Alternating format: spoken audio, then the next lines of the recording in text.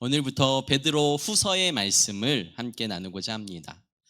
베드로 전서의 말씀은 이 땅의 성도들, 이 땅의 나그네와 이 땅에서 세상 사람들이 아니라 하나님의 나라의 백성들로 사는 자들에게 외부로부터 오는 공격, 핍박, 어려움과 고난에 대해서 위로해주고 그렇게 살아갈 것을 주님께서 말씀해주고 있는 말씀이 베드로 전서라고 하면, 베드로 후서는 교회 내부에 일어나는 일들, 그리고 성도들 한 사람 한 사람에게 관심을 두고 이렇게 살아야 한다라고 말씀해 주는 말씀이 베드로 후서입니다. 성경학자들은 베드로 전서가 쓰여진 한참 후에 베드로 후서가 쓰여졌을 것이다 라고 말하고 있습니다. 베드로 전서를 쓰면서 베드로 사도는 초대교회 성도들에게 이제 곧 예수 그리스도께서 오실 것이고 이것을 참고 인내하면 예수 그리스도가 곧 우리를 구원하고 온전한 길로 인도할 것이라는 말씀을 주셨습니다. 그런데 시간이 지나도 주님이 오시지 않는 거예요. 우리 때 죽기 전에 주님이 오실 줄 알았는데 베드로 사도가, 그런데 아직 주님께서 오실 기미가 보이지 않는 거죠. 시간이 지날수록 교회 안에 분쟁과 어려움이 찾아오는 거예요. 이단 그리고 거짓 선지자들이 잘못된 복음으로 교회를 현혹시키고 교회를 무너뜨리고 교회에서 잘못된 이득들, 자신의 욕심을 채우는 모습들을 바라보며 베드로 사도는 베드로 후서를 쓰기로 작정합니다. 사실 사도 바울은 성경의 가장 많은 부분을 기록했지만 베드로 사도는 성경의 많은 부분을 기록하지 않았습니다. 사도 바울이 글에 뛰어난 분이었다면 베드로 사도는 언변에 뛰어난 분이었습니다. 베드로 사도가 설교할 때마다 3,000명씩 회개하고 돌아왔다는 기록들이 있잖아요. 3,000명씩 5,000명씩 회개하고 돌아오니까 그는 설교로, 그는 말로, 언어로 설교하는 것이 더 강점인 사람이 베드로였죠. 반면에 사도 바울은 글을 써서 글로 믿음을 증거하고 전달하는 것에 더 탁월한 사람이 바로 사도 바울이었습니다. 베드로 사도는 베드로 후서를 통해서 이 초대교회 성도들에게 다시 한번 복음에 관해서, 예수 그리스도를 믿는 믿음에 관해서 거짓 선지자들에게, 이단들에게 흔들리지 않도록 바르게 가르쳐 주기를 원했습니다. 그래서 오늘 이 글을 쓰고 있습니다. 1절 말씀 보십시오. 예수 그리스도의 종이며 사도인 시몬 베드로는 우리 하나님과 구주 예수 그리스도의 의를 힘입어 동일하게 보배로운 믿음을 우리와 함께 받은 자들에게 편지하노니. 아멘. 예수님은 초대교회 성도들을 표현하는데 뭐라고 말합니까? 보배로운 믿음을 받은 자들이다 라고 표현하고 있습니다. 믿음은 하찮은 것이 아니라 가장 보배로운 것이다 라고 말씀하고 있는 거죠. 거기다가 베드로 사도가 가장 보배로운 믿음이라는 칭함이 그 앞에 있는 단어들로부터 시작된다는 것을 우리는 기억해야 합니다. 우리 하나님과 구주 예수 그리스도의 의를 힘입어라는, 그러니까 믿음이 나에게서 나오는 게 아니라는 거죠. 내가 믿습니다, 나는 믿어요, 나에게서 나오는 믿음이 아니라 주 예수 그리스도의 의로 말미암아 의롭게 된 믿음, 그것이 보배로운 믿음이다라고 말씀하고 있는 거죠. 당시의 이단들이 말하는 것이 믿음이면 충분하다고, 당연히 믿음이면, 예수 그리스도를 믿으면 충분합니다. 그러나 믿고 이제는 믿었으니까 어떻게 살아도 괜찮다라고 말하는 자들에게 바울은 성도가 믿었다면 믿음에 합당한 삶의 열매, 성숙한 그리스도인으로서 살아가야 한다라고 지금 초대교회 성도들에게 말씀해 주고 있습니다. 보배로운 믿음을 가진 성도 여러분, 우리의 믿음은 나에게로부터 나오는 것이 아니라 살아계신 예수 그리스도로부터 나오는 것임을 다시 한번 마음에 깊게 새기시기를 예수 그리스도의 이름으로 축복합니다. 그러면서 2절 말씀에 이렇게 말씀합니다. 하나님과 우리 주 예수를 알므로 은혜와 평강이 너희에게 더욱 많을지어다. 성도는 하나님과 주 예수 그리스도를 알아가는 것에서부터 그의 믿음과 그의 신앙이 자라간다는 것을 우리는 기억해야 하는 것이죠.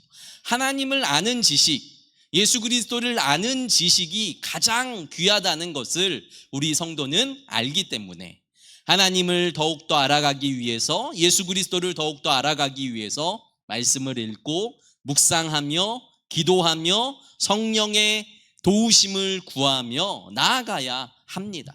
그때에 성령께서 말씀을 조명하시고 내 뜻대로 읽는 것이 아니라 성령께서 조명하신 말씀이 우리에게 읽혀질 때에 영으로, 성령으로 쓰여진 말씀이 온전하게 읽혀지고 이해된다는 것을 믿고 의지하시고 우리 주님을 알아가기에 더욱 힘쓰시는 성도 여러분들 되시길 예수 그리스도의 이름으로 축복합니다. 성도는 보배로운 믿음을 가졌다. 두 번째로는 성도는 보배롭고 큰 약속을 가진 사람이다 라고 말씀하고 있습니다. 3절 4절 말씀 같이 한번 읽어볼까요? 시작. 그의 신기한 능력으로 생명과 경건에 속한 모든 것을 우리에게 주셨으니 이는 자기의 영광과 덕으로서 우리를 부르신 이를 알므로 말미암음이라. 3절까지만 우선. 3절에서 뭐라고 말씀하고 있습니까? 신기한 능력으로, 그러니까 성령의 능력, 예수 그리스도의 능력을 말하죠. 성령의 능력으로 생명과 경건에 속한 모든 것을 우리에게 주셨으니. 무슨 말이냐면요, 믿음을 가지면 끝이 아니라 믿음을 가진 자들은 성령께서 우리에게 생명과 경건에 관한 모든 것을 주셨으니까 믿는 자들이 경건한 삶을 살아야 하는 것은 당연합니다. 경건하게 변화된 삶, 다시 말하면, 더 쉽게 말하면 예수님 닮아가는 것, 하나님의 성품을 닮아가는 것이 너무나 당연한 삶입니다 라고 우리에게 말씀해주고 있는 것이죠. 믿지만 사람은 변하지 않아, 믿지만 성품은 변하지 않아가 아니라 믿으면 주님께서 경건에 관한 모든 것, 그리고 거룩에 관한 모든 것을 주시기 때문에 그 사람은 진짜 믿는다면 점점 주님 닮아가며 변해야 된다라고 주님께서 우리에게 말씀해 주고 계신 것입니다. 4절 말씀 같이 읽겠습니다. 시작. 이로써 그 보배롭고 지극히 큰 약속을 우리에게 주사 이 약속으로 말미암아 너희가 정욕 때문에 세상에서 썩어질 것을 피하여 신성한 성품에 참여하는 자가 되게 하려 하셨느니라. 아멘. 지극히 큰 약속, 보배롭고 지극히 큰 약속, 가장 귀하고 가장 복된 약속은 예수 그리스도를 믿으면 구원받고 예수 그리스도를 믿으면 그분의 삶에 동참하고 예수 그리스도와 연합하여 함께 살아가는 것, 그것이 가장 큰 약속인데 그것은 세상에 썩어질 것을 쫓는 것이 아니라 하나님의 신성한 성품에 동참하는 것이라고 베드로 사도는 초대교회 성도들에게 말씀하고 있는 것입니다. 그냥 믿음이 철학이고 믿음이 지식이고 믿음이 그냥 관념으로 끝나는 것이 아니라 믿음이 전인격적으로 우리의 삶에서 드러나야 한다는 것이죠. 진짜 믿으면 하나님의 성품, 진짜 믿으면 예수 그리스도의 성품이 우리에게 나타나며 정말 믿으면 믿을수록 예수님 닮아가는 한 사람, 신성한 성품에 참여하는 자가 되어야 한다라고 주님께서 우리에게 말씀해 주고 계십니다. 사랑하는 성도 여러분들은 가정에서, 교회에서, 삶의 모든 현장에서 점점 주님 닮아가고 계시죠? 아멘. 네, 한 사람. 네, 주님 닮아가셔야 됩니다. 내 상황이 어떠하든, 내 성품이 어떠하든 주님께 주님, 저 주님 닮고 싶어요. 기도하시고 주님 닮아가려고 힘쓰시고 애쓰시는 일이 분명히 필요하다는 것이죠. 그러므로 5절부터 7절까지 같이 읽겠습니다. 그분의 성품으로 자라간다는 뜻이 무엇인지 5절부터 7절입니다. 시작. 그러므로 너희가 더욱 힘써 너희 믿음의 덕의 지식의 절제를, 절제의 인내를, 인내의 경건의 형제 우애의 사랑을 더하라. 아멘. 믿음은 예수 그리스도를 믿는 자들이 갖는 첫 번째 가장 중요한 덕목 맞습니다. 믿으면 구원받는 건 맞습니다. 그런데 믿는다면 믿는 자들에게서 나타나는 현상이 주님을 닮아가는 것이라면 오늘 바울 사도는 믿으면 덕을 가져야 한다는 거예요. 그러니까 믿음이 결단이라면, 믿음이 신념이라면 거기에 멈추는 것이 아니라 주님의 마음으로 덕을 베풀고 덕을 쌓는 사람이 되어야 한다라는 것이죠. 덕의 원어적인 뜻은 누군가를 기쁘게 한다. 그러니까 다른 사람을 기쁘게 한다라는 뜻입니다. 예수 그리스도를 내가 믿으면 내가 믿는 것 때문에 다른 사람이 어려움을 당하고 고난을 당하는 것이 아니라 내가 믿는 것 때문에 다른 사람도 기쁘고 감사가 있고 그리고 나의 변함으로 말미암아 그 사람도 혜택을 누려야 진정한 변화된 삶이라는 것을 다시 한번 우리는 바라봐야 하는 거죠. 그러므로 믿음의 덕의 지식은 그냥 하나님을 아는 지식, 머리로 아는 지식이 아니라요, 온 인격으로, 전 인격으로 아는 지식을 의미해요. 그러니까 지금 바울 사도는 계속 베드로 후서를 통해서, 베드로 사도죠. 베드로 후서를 통해서 내가 경험한 예수 그리스도, 내가 경험한 복음, 내가 만난 예수 그리스도에 관해서 말씀을 전해요.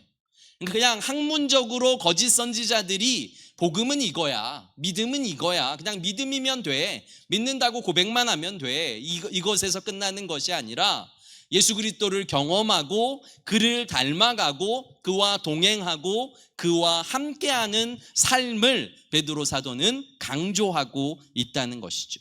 그러므로 다시 덕의 지식의 절제를, 절제의 인내를, 하나님을 아는 지식을 온전히 갖는다면, 주님을 온전히 만난다면 사람이 복음 때문에, 믿음 때문에 절제하고 인내할 수 있어요. 내 성격 같으면 벌써 화를 냈을 텐데 주님 때문에 참는 일이 벌어지고, 내 자녀에게, 나의 남편에게, 나의 아내에게, 나의 가까운 사람들에게 벌써 화가 나갔을 텐데 예수 그리스도 때문에 참는 인내와 그리고 절제가 우리에게 있게 된다는 것이죠. 그것뿐만이 아니라 음식에 대한 절제, 행동에 대한 절제, 그리고 욕심과 음란과 여러 가지 나의 삶에 나타나는 여러 가지 현상에 대한 절제가 예수 그리스도를 진짜 믿는 사람들에게 나타나기 시작한다라고 말씀하는 것입니다. 그러면서 6절 말씀 끝에 보면 인내의 경건의 형제 우애의 사랑을 더하라. 믿는 사람들은 경건한 삶을 살게 되는 거죠. 아까도 말씀드렸지만 경건에 관한 모든 것, 거룩에 관한 모든 것을 우리에게 주셨다라고 말씀하기 때문에 주님의 경건을, 주님의 거룩을, 주님의 온전함을 본받으려고 살아가면 살아갈수록 점점 뒤에 나오는 형제 우애, 그러니까 형제를 내 몸과 같이 사랑하는 것, 그리고 끝에 가서 사랑을 더하라 라고 말하는 거죠. 성도는 믿음으로 시작하지만 사랑으로 완성해야 된다라고 우리에게 말씀하고 있는 거예요. 나에게 믿음은 있지만 아직도 나의 성품이 죽지 않았다면 나는 아직 덜 성숙했구나. 내가 사랑이 풍성하여서 누구든 품고 누구든 기도해주고 누구를 위해서도 울어줄 수 있다면 내가 지금 성숙해지고 있구나, 주님 닮아가고 있구나 라고 생각하면 맞을 것입니다. 사랑하는 성도 여러분, 베드로 사도가 초대교회 성도들에게 말씀하신 이 말씀이 오늘 우리에게 주님께서 하시는 말씀이라는 것을 기억하고, 믿음에서 멈추는 것이 아니라 우리가 덕을 세우고 그리고 인내하며 경건하며 사랑 가운데 우리의 풍성함을, 우리의 성숙함을, 예수님 닮은 삶을 완성해 가시기를 간절히 예수 그리스도의 이름으로 축복합니다. 우리의 믿음이 흔들릴 때가 있잖아요. 초대교회 성도들이 예수를 믿기로 작정했지만 로마의 그 압박과 그 핍박과 그 고난 가운데 흔들리는 것처럼 우리가 예수 그리스도를 믿는 것 때문에 이 악한 세상에서 어려움을 당할 때도 있고, 가족들의 눈치를 봐야 될 때도 있고, 또한 우리의 시간과 물질과 여러 가지를 헌신해야 하는 어려움 가운데 있을 그 순간순간마다 우리가 마음에 새겨야 할 것은 무엇이냐면요, 10절 마지막 절 말씀입니다. 10절의 말씀 같이 읽겠습니다. 시작. 그러므로 형제들아 더욱 힘써 너희 부르심과 택하심을 굳게 하라. 너희가 이것을 행한즉 언제든지 실족하지 아니하리라. 아멘. 그러므로 형제들아, 어려움을 당할 때마다, 너의 믿음이 흔들릴 때마다, 너의 믿음이 약해질 때마다, 하나님에 대한, 예수 그리스도에 대한 의심이 생길 때마다 너희 부르심과 택하심을 굳게 하라. 하나님이 나를 부르셨고, 하나님이 나를 택하셨고, 하나님이 나를 주의 자녀 삼아주셨음을, 예수 그리스도가 나를 자녀 삼아주시기 위해서 죽으시고 피 흘리시고 고난당하시고 부활하셨음을 우리의 마음에 깊이 새기라는 것이죠. 그러므로 나는 주님께서 부름받은 자, 나는 하나님의 자녀, 그리고 나는 택함받은 자라는 것을 우리 마음에 깊이 새겨야 하는 것입니다. 왜 이렇게 나는 잘 되는 일이 없지? 왜 나는 신앙이 계속 이렇게 차갑지? 이러한 생각이 들 때마다 우리가 해야 할 일은, 하나님께서 나를 택하셨어, 나는 하나님의 자녀야, 그래도 하나님은 나를 끝까지 사랑하셔, 하나님에 대한 마음을 변치 않게, 놓지 않고 끝까지 사랑하실 때에 그 주님의 사랑이 우리 안에 더 커지고 더 확정되고 그리고 더 아름답게 변하게 된다는 것을 우리는 기억해야 합니다. 마지막 11절 말씀 보세요. 이같이 하면이에요. 이같이 하면 우리 주 곧 구주 예수 그리스도의 영원한 나라에 들어감을 넉넉히 너희에게 주시리라. 믿음에 멈추지 말고 너희가 더욱더 성숙하며 사랑하기까지 힘쓰고 애쓰면, 그리고 너희의 택하심과 너희를 구원하신 예수 그리스도에 대한 복음을 믿고 의지하면 예수 그리스도께서 영원한 하나님 나라에 넉넉히 들어갈 믿음을 우리에게 주시고 그 자격을 우리에게 주시겠다라고 말씀하고 계시는 주님의 말씀을 오늘도 믿고 의지하시길 바랍니다. 오늘 말씀을 통해서 우리는 신성한 성품에 참여하는 자가 되어야 한다. 그러니까 예수 그리스도의 성품을 닮아가야 한다. 우리가 믿음에서 멈추는 것이 아니라, 우리가 예배에 나오는 것에서 멈추는 것이 아니라 삶의 변화와 우리의 삶의 열매들을 주님께서 원하고 계시는구나 라고 생각하시고, 주님, 저의 힘으로는 안 되는데 주님 도와주십시오, 주님 함께해 주십시오, 주님께서 함께해 주시면 제가 하루하루가 더 주님 닮아가는 그러한 성도의 삶을 살겠습니다 결단하시며 주님 닮아가시는 사랑하는 성도 여러분, 그리고 가정과 우리 성일교회 되기를 예수 그리스도의 이름으로 축복합니다. 기도드리겠습니다. 거룩하고 존귀하신 아버지 하나님, 감사와 찬송과 영광을 돌립니다. 우리가 주님의 부르심에 합당한 삶을 살아가고 있는지, 우리가 믿는다 하면서 우리의 삶은 전혀 바뀌고 있지 않진 않는지, 우리의 삶을 점검하게 하시고 우리가 믿음으로 주 앞에 온전히 서서 우리의 삶을 주님께 드리며 우리의 삶의 변화된 삶을 위해 우리가 오늘도 힘쓰고 애쓰며 살아갈 수 있도록 축복하시고 그 모든 상황 환경 가운데 우리와 함께 하시며 우리를 사랑하시며 우리와 동행하시는 그 주님을 찬양하며 경배하게 하여 주시옵소서. 우리의 기도를 받으시고 우리의 찬양을 받으시고 우리의 삶의 헌신을 지켜보시는 주님의 이름으로 감사하며 기도드립니다. 아멘.